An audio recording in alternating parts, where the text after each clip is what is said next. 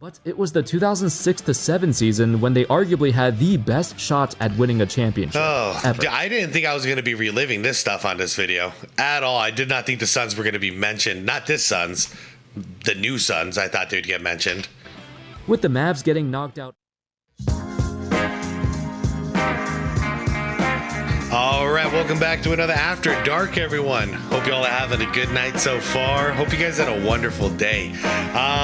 I wanted to check out this video here. This one's from Andy Hoops, and oopsie, that's when I hit play too early. It was actually suggested in the member section a little while back, so my bad for taking so long to get to this. But this one's titled "The Most Iconic Big Threes Who Never Won Anything." And I think this is going to be interesting because in the beginning of the whole Big Three thing, it was a pretty successful venture.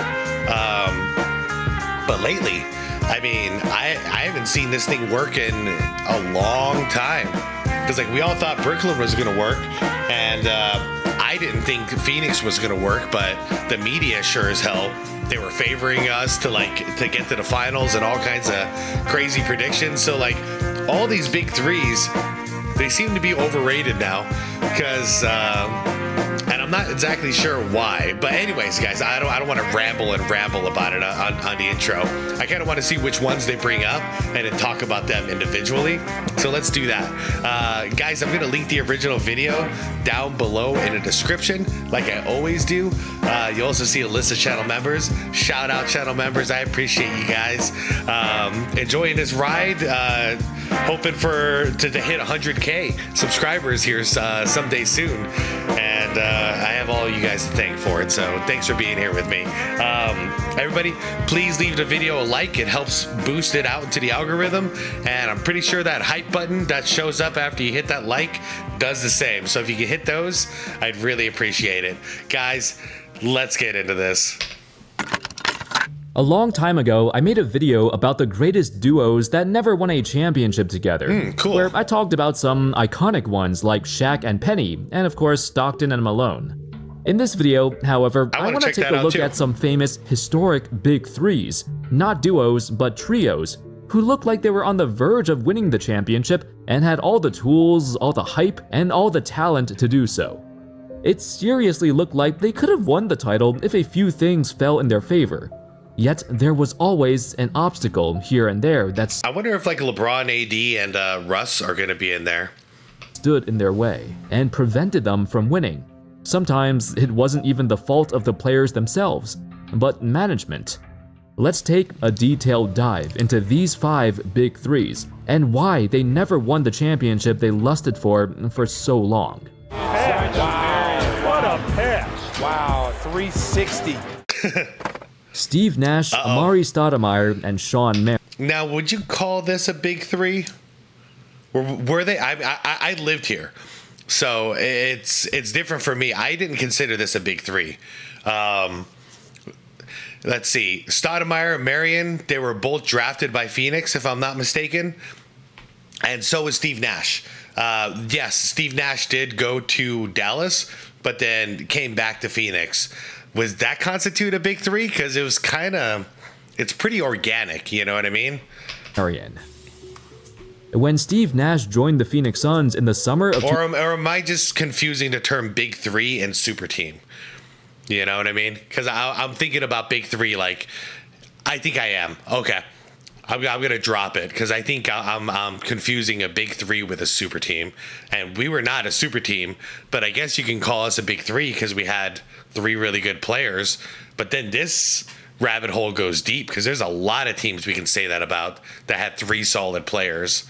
2004, there wasn't as much fanfare as you'd expect. While Nash had been an all-star caliber point guard for the Mavs for many years, the general consensus was, at 30 years old, he already peaked and there wasn't much room for growth in his game. Immediately, however, that thought process got thrown into the gutter. Yeah, day one. Right off the gate. Right out of the gate. First game. It was phenomenal. Upon his arrival to Phoenix, Nash's skill set and playstyle got unlocked to its maximum potential. Look at his 3-point shooting percentage, guys. The only problem is he rarely shot them. And that's a regret he still says he has to this day, because back then it wasn't cool to shoot for the point guard to shoot a bunch of threes. The Suns, who sported a plethora of young talent, namely Amar'e Stoudemire and Shawn Marion, two hyper-athletic players who were so versatile and dynamic. They benefited greatly from Nash's court vision. The three of them were a match made in heaven, and they catapulted the Suns from a mediocre team into the league's best team, sporting the #1 ranked offense and the #1 highest pace. Unfortunately, this trio's time together was quite short-lived.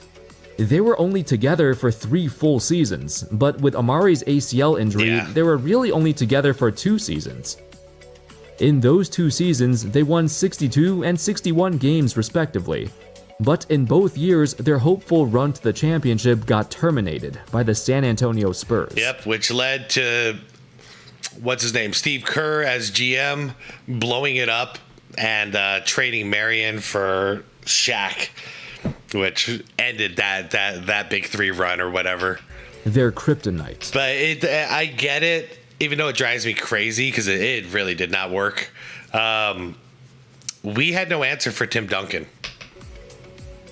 While the Suns were, without question, the best offensive team in the league, they had a very hard time defending elite teams. And with the game slowing down to a halt in the playoffs, their dominance in transition became less effective, as they weren't as great in running half-court sets. For example, in their 2005 series loss against the Spurs, the Suns allowed the Spurs to score over 100 points in every single game. Back then, that was a lot. In fact, the Spurs did not even average anywhere close to that number of points in the regular season. That was the series where Amar'e Stoudemire averaged a ridiculous 37 points a game. Yet, he was a traffic cone on defense, allowing way more than that. Years later, he even admitted that Mike D'Antoni, quote, never taught him how to play defense.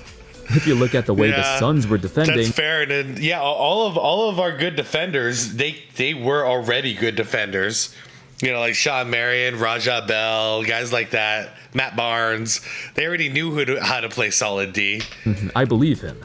I do With too. Stoudemire being out for most of the 2005-06 season, the Suns still managed a successful year under the leadership of Nash and Boris Marion, Diaw stepped reaching in. the conference finals again.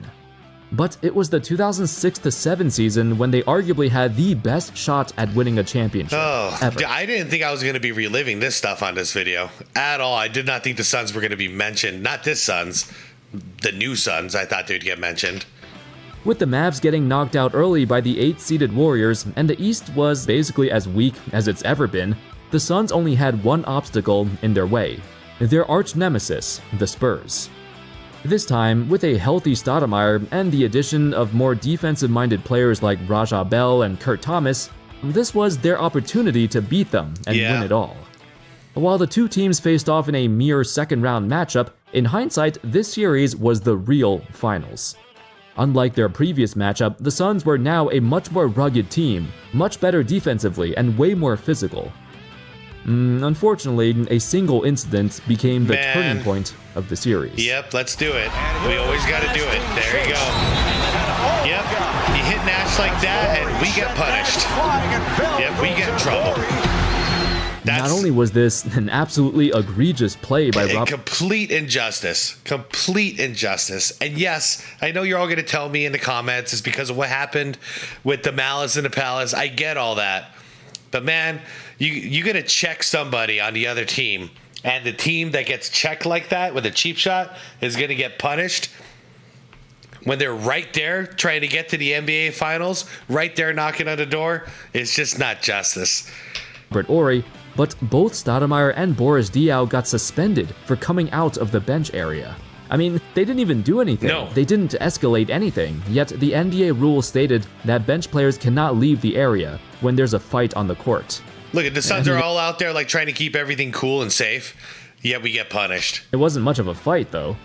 As a result, no they were both suspended for the pivotal Game 5, a very controversial decision that basically lost them the series. Also, years later, this year... I would have even been okay with 0 suspensions. Like, okay, yeah, Robert Horry, he did deserve to get suspended, but I would have been fine. Just no suspensions across the board. Just make that a really hard foul, throw him out of the game. Bring him back to the next one. Screw it. Series became the center of scrutiny when former referee Tim Donaghy got arrested for a gambling scandal. There was a list of certain games and series where he admitted were fixed, with this 07 series between the Suns and Spurs being on that list. Basically, in addition to the suspensions, the Suns were playing against the refs as well. Yeah. So that was certainly another obstacle in their way. That's great. With the series tied at 2 games apiece, Game 5 was arguably the most important game in the history of the franchise. Game 5 on the Suns' home court. But without Stoudemire or Diaw, the Suns only mustered up 85 points and narrowly lost the game. Almost did Now it. down 3 games to 2 with Game 6 on the Spurs' home court, they finished up their business and won the series 4 games to 2, eventually trouncing the Jazz and the Cavs en route to the championship. Had this suspension not happened, there was a real chance it could have been the Suns holding up that trophy. Yeah, we'll never Had know. the Suns got past the Spurs, they definitely would have won the title that year. I They know. were way better than the Jazz or Cavs. Ultimately, this loss encouraged Steve Kerr and the Suns front office to shake up their roster, trading away Shawn Marion to Miami for an aging Shaquille O'Neal. Yep. It was quite a surprising trade. I got way ahead of this video. I didn't know it was going to go into all these details. I shouldn't have said anything. Yep. Except for just yep. Oh, man. Hey, there's Chris Kamen. Considering how much Marion provided for the team, filling in so many holes, doing all the dirty work, and defending anyone he was asked. He was the perfect fit on this team. With his departure, this trio only played 2 full seasons together. I agree. Yeah, Shawn Marion, it's not... If you look at stats and all that stuff, you'll be like, of course you went, of course you'll take Shaq. Dude, Shawn Marion was the perfect fit for that team. It is what it is.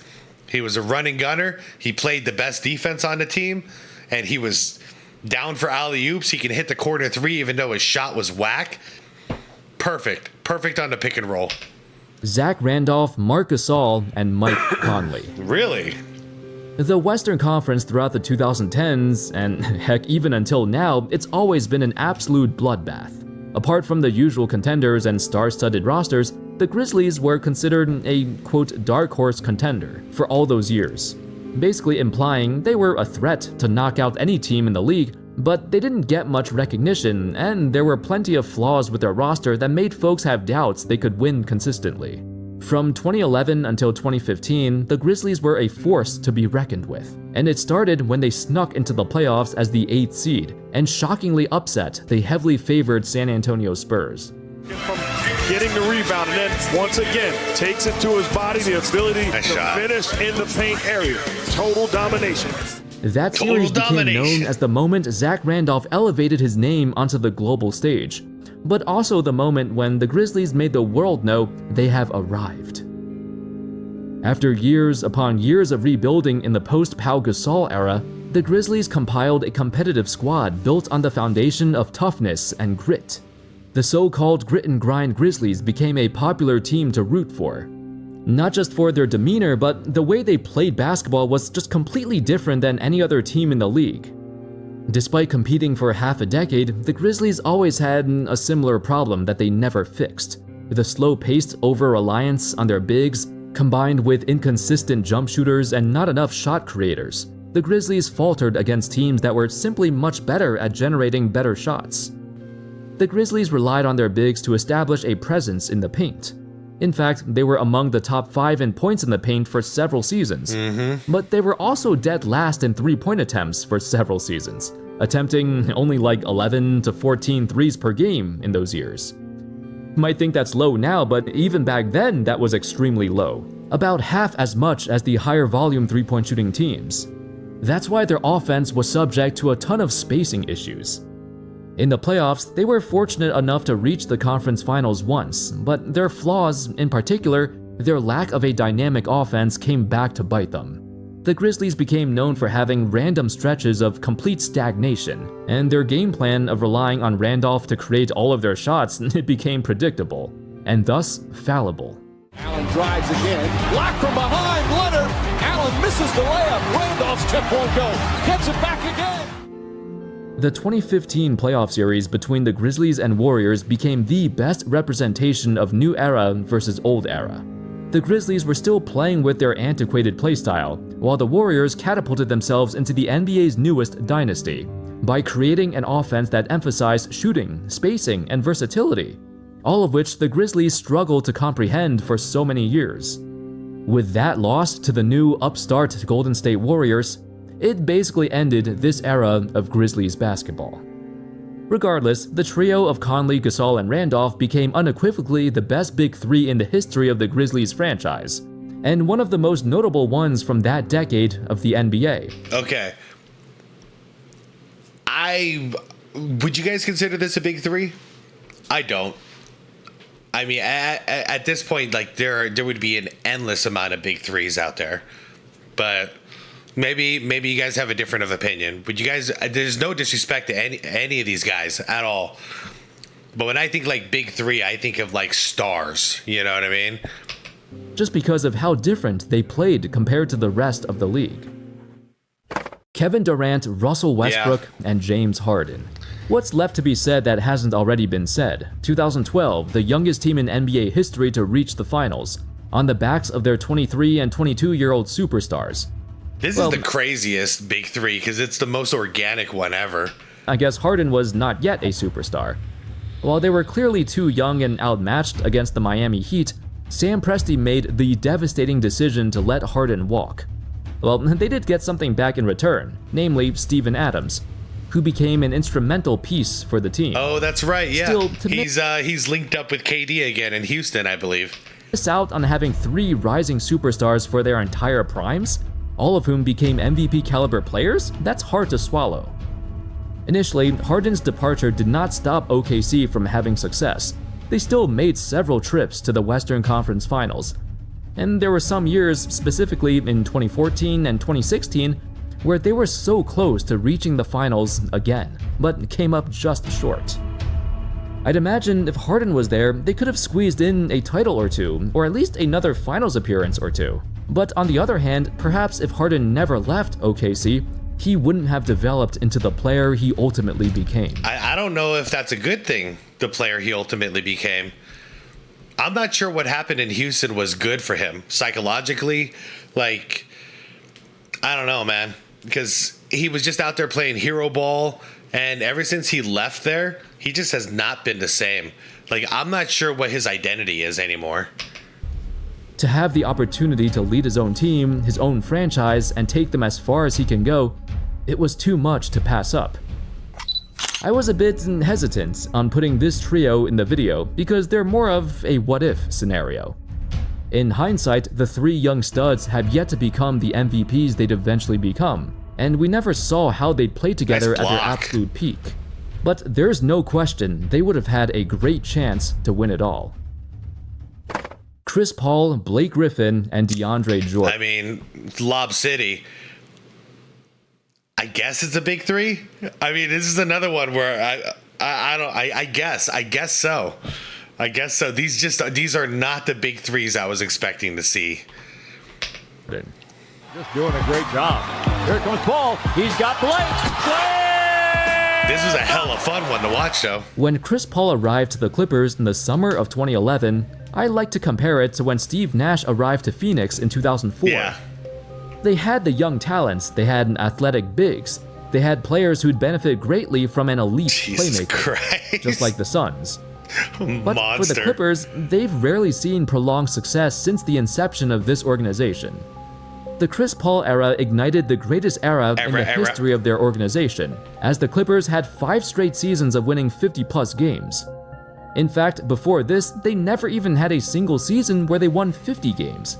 Their previous highest was a pitiful 49 wins, and that was when they were in Buffalo. I mean, very similar, like you said, very similar to the Suns. This was probably the most fun regular season team to watch, but they just couldn't get it done in the playoffs. Just like the Suns, I can make excuses all day. Oh, we didn't win because of this or that. Fact is, bottom line, we didn't win. Neither did the Clippers, but they were sure as hell fun to watch them try. So I don't even think that counts. However, with great expectations came a great amount of criticism and exposure. Like the Grizzlies of that same era, the Clippers were also seen as dark horse contenders, but maybe a bit more so than Memphis, simply due to being in the spotlight, with one of the best point guards in history, combined with the athletic marvel that is Blake Griffin and the high-flying Jordan. Lob City established a foothold in Los Angeles at a time when the Lakers were struggling to even make the playoffs. Instead, people tuned in to watch this exciting Clippers team, and as they got better and better, the expectations got higher and higher. Monster. Before winning a championship, they still needed to break through the first barrier, reaching the conference finals, which was an obstacle in itself. The Clippers had so many chances to do it, namely in 2014 and 2015, where they had a very good chance of making it deep. 2014, you remember this game? The Clippers had it in the bag, until they blew it in the last minute. 17.8 to the hole. Cole had it knocked away by referee. Down to 2. I just want to go back to something real quick.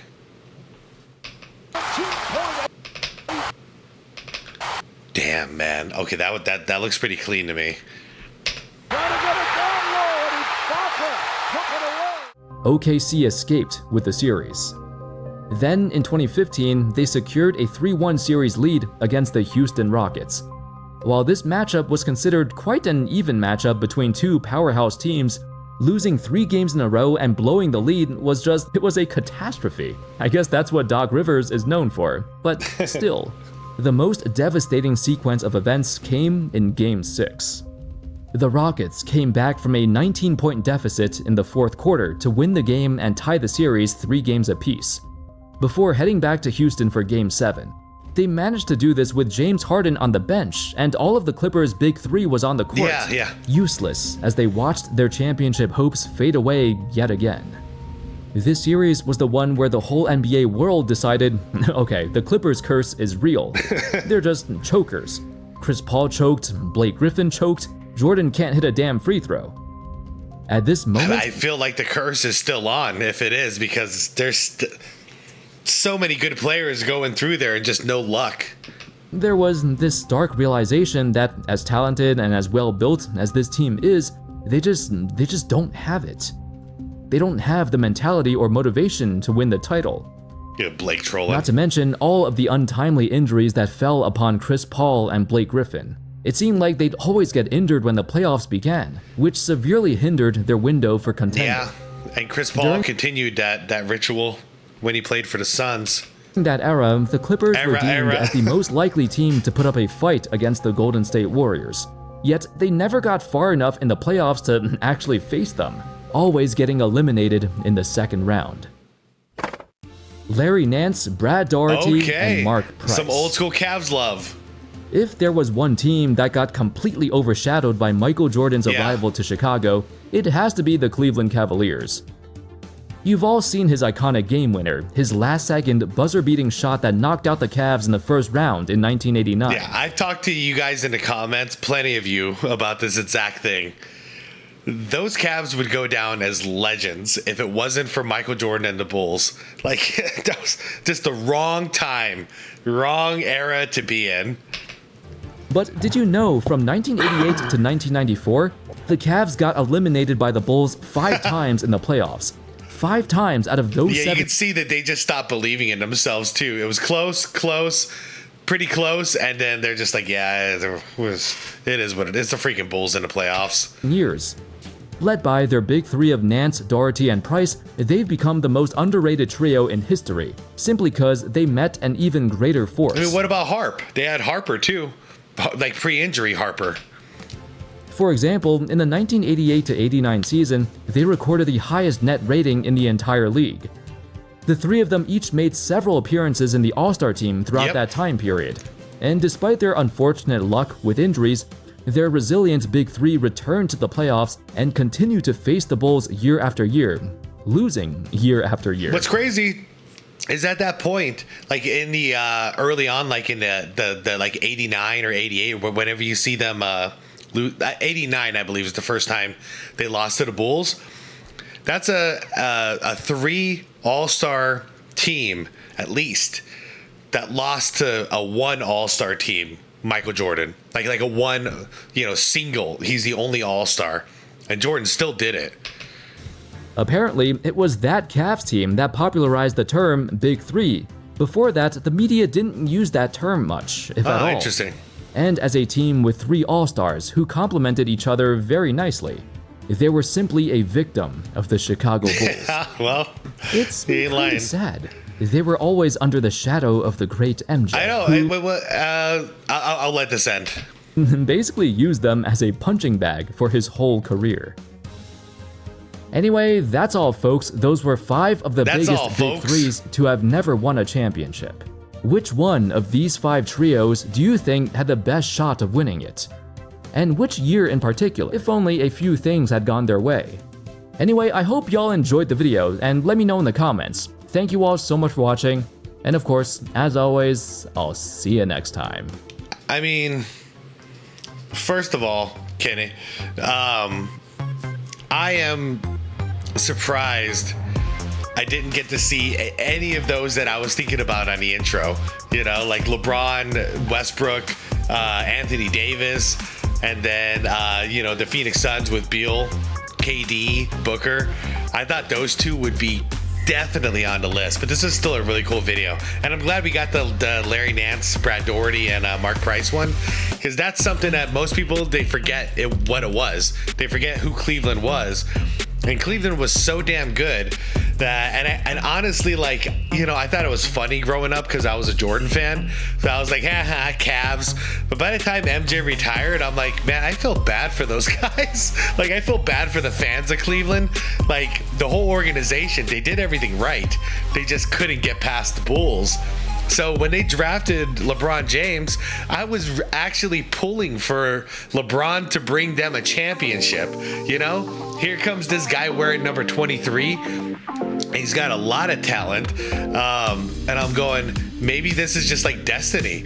You know, somebody with, a guy wearing 23 torched these guys for like over a decade. So it couldn't be like more poetic to have a new 23 win a championship for the Cleveland Cavaliers. You know what I'm saying? I mean, it did eventually happen. It didn't happen the way I thought it would, or I was hoping it would. You know, I thought he would stay there and build a team and yada yada. But, you know, at least, hey, Cleveland fans, at least you got one. You know, me as a Phoenix Suns fan, I'm still waiting for one. And I don't think we're really close now. I mean, after what happened last year, I'm just hoping we make the playoffs. That'll be an improvement, you know? Just a couple years ago, we were like at the door of a championship, so that was like championship or disappointment. Now it's make the playoffs or else I'm disappointed. So yeah, we're in trouble over here. Durant, Westbrook, Harden, I think that's...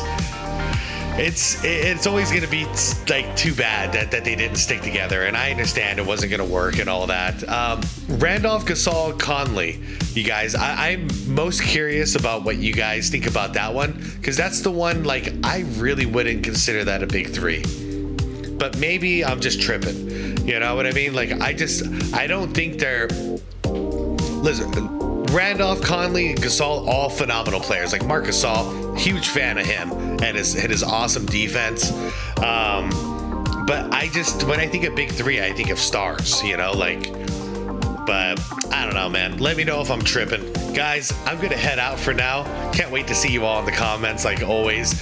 And, you know, throw out some that you were expecting to see, because you guys know what I was expecting to see and didn't see. So I'm curious what you guys think. Even though I am kind of suspicious this might be a series. So if it is, I think this is awesome. You know, I hope he does more of these, because there's definitely way more big 3 examples. But all right, guys, I'll see you all in the comments. Thank you very much for watching this with me. Like the video if you haven't done it yet. It helps out a lot. Subscribe to the channel if you want more content like this. Hit that subscribe plus if you wanna help out the channel and support the channel. And most importantly, is to be water, my friends.